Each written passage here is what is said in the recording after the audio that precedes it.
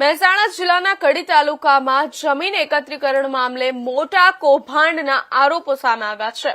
ત્યારે મહેસાણા જિલ્લા કોંગ્રેસ પ્રમુખ બલદેવજી ઠાકોરે તંત્ર અને બિલ્ડરો સામે ગંભીર આક્ષેપો કર્યા છે। બળદેવજી ઠાકોરના આક્ષેપ મુજબ બિલ્ડરોના લાભાર્થે ખોટી રીતે જમીન એકત્રીકરણ કરવામાં આવી રહ્યું છે। જ્યાં બિલ્ડરો જમીન ખરીદે છે અને નજીકના ખેડૂતો પોતાની જમીન વેચવા તૈયાર ન હોય ત્યાં તેમની જમીનને સાઇટ પર રાખીને ગેરરીતિપૂર્વક જમીન એકત્રીકરણ કરી દેવામાં આવે છે। આવી પરિસ્થિતિમાં ખેડૂતો માટે જમીનનો ઉપયોગ મુશ્કેલ બની જતા તેઓ અંતે જમીન સસ્તા ભાવે વેચવા મજબૂર બની જાય છે। આક્ષેપ મુજબ કડી તાલુકાના જાલોડા ગામમાં બિલ્ડર દ્વારા 6 વીઘા જેટલી જમીન દબાવી દેવામાં આવી હોવાનું પણ સામે આવ્યું છે। ઉપરાંત કડી તાલુકામાં 20 થી વધુ કેસોમાં ખોટી રીતે જમીન એકત્રીકરણ કરવામાં આવ્યું હોવાનો દાવો કરવામાં આવ્યો છે।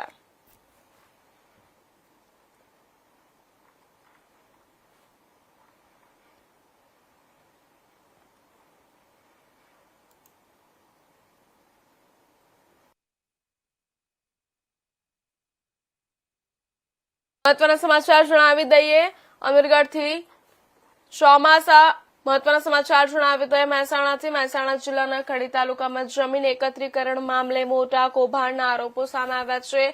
મહેસાણાથી એક મહત્વના સમાચાર સામે આવી રહ્યા છે। મહેસાણા જિલ્લા કોંગ્રેસ પ્રમુખ બલદેવજી ઠાકોરે તંત્ર અને બિલ્ડરો સામે ગંભીર આક્ષેપો કર્યા છે। બળદેવજી ઠાકોરના આક્ષેપ મુજબ બિલ્ડરોના લાભાર્થે ખોટી રીતે જમીન એકત્રીકરણ કરવામાં આવી રહ્યું છે। જ્યાં બિલ્ડરો જમીન ખરીદે છે અને નજીકના ખેડૂત પોતાની જમીન વેચવા તૈયાર ન હોય ત્યાં તેમની જમીનને સાઇટ પર રાખીને ગેરરીતિપૂર્વક જમીન એકત્રીકરણ કરી દેવામાં આવે છે।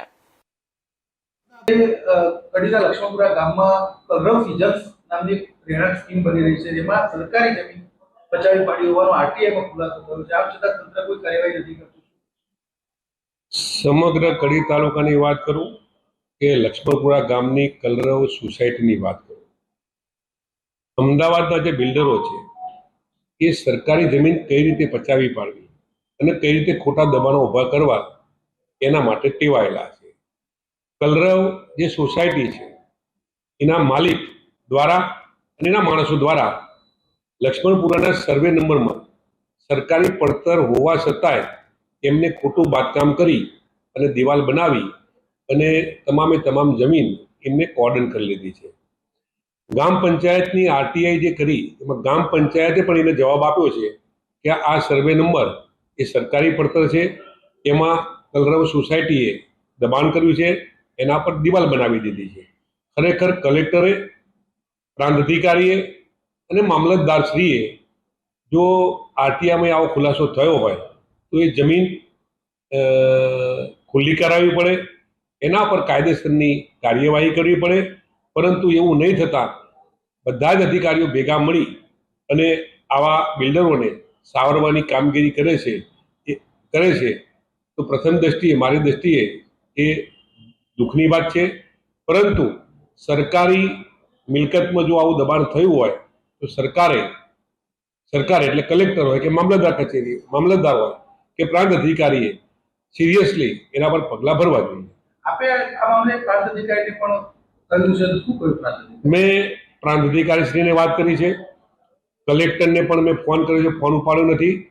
પ્રાંત અધિકારીએ વાત કરી છે કે સાહેબ તમારું જે વોટ્સઅપ કર્યું એ મને મળ્યું છે, હું 2-3 દિવસમાં મામલતદારને કહી અને આગળની કાર્યવાહી કરવા માટે હું મામલતદારને સૂચના આપું છું, એવી પ્રાંત અધિકારી કડીએ મને વાત કરી છે। રાજકોટની